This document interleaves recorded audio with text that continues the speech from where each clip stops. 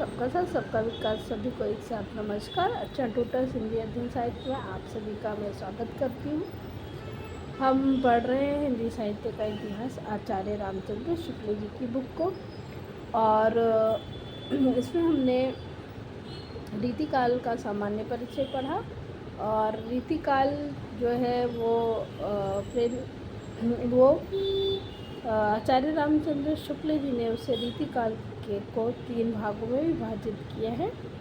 एक है सामान्य परिचय, जो हम सामान्य परिचय पढ़ चुके हैं, और रीति ग्रंथकार कवि और अन्य कवि, इन 3 भागों में रीतिकाल को आचार्य रामचंद्र शुक्ल जी ने विभाजित किया है।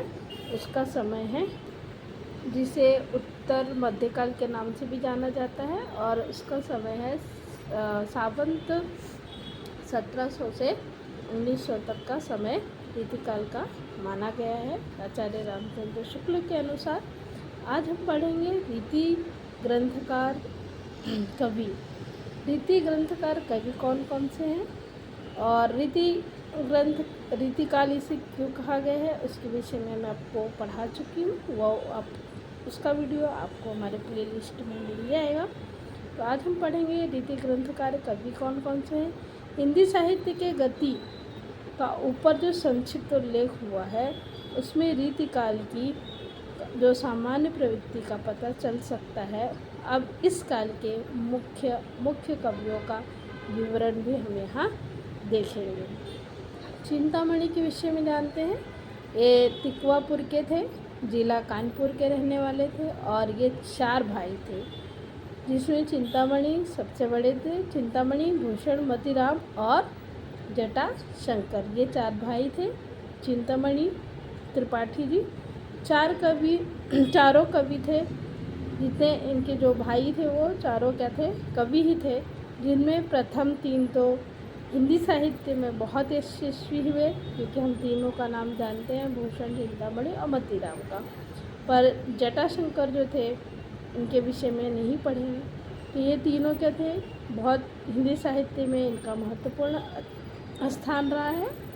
और इनके पिता का नाम था रत्नाकर त्रिपाठी।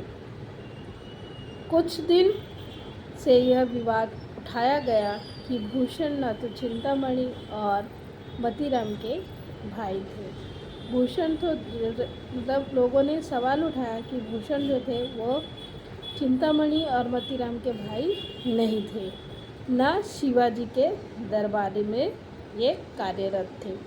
पर इतनी प्रसिद्ध बात का जब तक तात्पर्य या पर्याप्त विरुद्ध प्रमाण न मिले, तब तक हमें यह अस्वीकार नहीं किया जा सकता है कि चिंतामणि का जन्म काल जो है वो सावन 1666 के लगभग, और कविता काल सावन 1700 के आसपास ठहराया जाता है।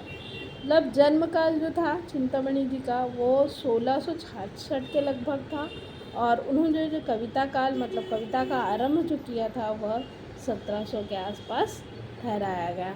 अब सवाल ये उठता है कि अगर सावंत आया और उसमें सन पूछ लिया गया तो आप कैसे लिखेंगे। तो सावंत को जो है वो सन में परिवर्तित करने के लिए आप उसका 57 से माइनस कर दीजिए, और जो आएगा वह ईस्वी सन में परिवर्तित हो जाएगा। अब अगर ईस्वी सन पूछा दिया गया है और सावंत पूछा गया, तो सावंत को लाने के लिए उसमें आप 57 प्लस कर दीजिए सन में, तो आपको सावंत का ज्ञान पता चल जाएगा। तो इनका जो समय था वह कविता काल का समय 1700 के आसपास ठहराया। इस कविता कल्पतरु नाम ग्रंथ सावंत 1707 में इन्होंने लिखा। इनकी जो कविता इन्होंने लिखी थी वो कवि कल्पतरु थी, जिसका समय है, जो ग्रंथ लिखा उसका समय है 1707 का लिखा हुआ। इसके संबंध में शिव सिंह सरोजनी ने क्या लिखा है, ये बहुत दिन तक नागपुर में सूर्यवंशी भोसला मकरंद शाह के यहाँ रहे हैं, और इन्होंने नाम पर छंद विचार नामक पिंगल का बहुत भारी ग्रंथ बनाया है। मतलब जो मकरंद शाह जो थे, उनके भोसले जो सूर्यवंशी भोसला थे, उनके यहाँ ये रहते थे, उनके दरबारी थे। और उन्होंने सूर्यवंशी भोसला जी के विषय में उनके जो विचार थे वो पिंगल के बहुत भारी ग्रंथ में उन्होंने लिखा। छंद विचार थे वो पिंगल में बहुत भारी ग्रंथों में उन्होंने उसका व्याख्यान लिखा। काव्य विवेक और कवि कल्पतरु, काव्य प्रकाशन, रामायण, ये 5 ग्रंथ इनके बनाए हुए हमारे पुस्तकालय में अभी भी मौजूद हैं। इनकी बनाई रामायण, कवित्व और अन्य नाना छंदों में बहुत अपूर्व है। बाबू रुद्रशाही सोलंकी, शाहजहाँ बादशाह और जैनुद्दीन अहमद ने इनको बहुत दान दिए हैं। इन्होंने अपने ग्रंथों में कहीं कहीं अपना नाम मणिमाल भी कहा है। मतलब इनके बहुत से ग्रंथ थे चिंतामणि त्रिपाठी जी के, और उन्होंने कहीं कहीं उनके ग्रंथों में उनका नाम क्या है, मणिमाल भी बताया जाता है। उपरोक्त विवरण से स्पष्ट है कि चिंतामणि ने काव्य के सब अंगों पर ग्रंथ लिखे हैं। इनकी भाषा ललित और सानुप्रास होती थी। पूछी जाती है कि चिंतामणि ने जो काव्य लिखा है वह उसकी भाषा कैसी थी, ललित और सानुप्रास। अवध के पीछे कवियों की भाषा देखती हुई इनकी ब्रज भाषा विशुद्ध दिखाई पड़ती है। हम जो लोग अवध के जो पिछले कवि थे, जो हम लोगों ने पिछला पढ़ा है, उसमें कई कवि ऐसे थे जो अवध भाषाओं में कविता करते थे। उनके पीछे ये क्या है, एक विशुद्ध भाषा उनकी जान पड़ती है, ये ब्रज में लिखते थे।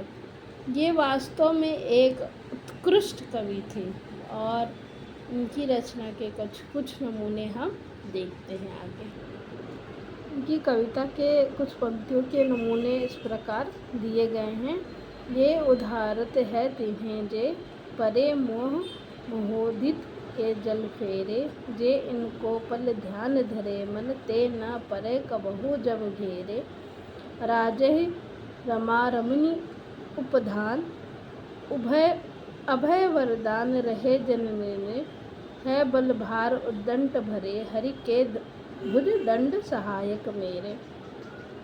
एक आजू मैं कंद बोली लखी, मणि मंदिर की रुचि वृंद भरे। अरविंद के पल्लव इंदु तहाँ, अरविंदन ते मकरंद झरे। उत बुंद के मुकताग है, फल सुंदर भयो पर आनि परे। लखी यो दूत कंद आनंद कला, नंदन शीला द्रव्य रूप धरे। अखिन बूंदी में विष आनी, अचानक पीठ उजरे लागे। कहे कहूँ मुस्काए चिते, अगराय अनुपम अंग दिखावे। नाह छुए छल सो बतिया, हंसी भौमो चढ़ाए। आनंद बढ़ावे जोबन के मत बीतिया, हित सो पति को नित्य चित चुरावे। ये कुछ पंक्तियाँ हैं जो चिंतामणि त्रिपाठी जी की पंक्तियाँ हैं। उसमें से अधिकतर इन पंक्तियों में से प्रश्न पूछे गए हैं, जो आपके समक्ष नीचे जो लाइन है उसमें से 1-2 पंक्तियाँ पूछी गई हैं एग्ज़ाम में, तो आप लोग देख लीजिएगा। आज के लिए इतना ही, मिलते हैं फिर अगली क्लास में। आप सभी का धन्यवाद। अगर आपको अच्छा लगे तो हमारे चैनल को लाइक करिए, सब्सक्राइब करिए और शेयर करिए।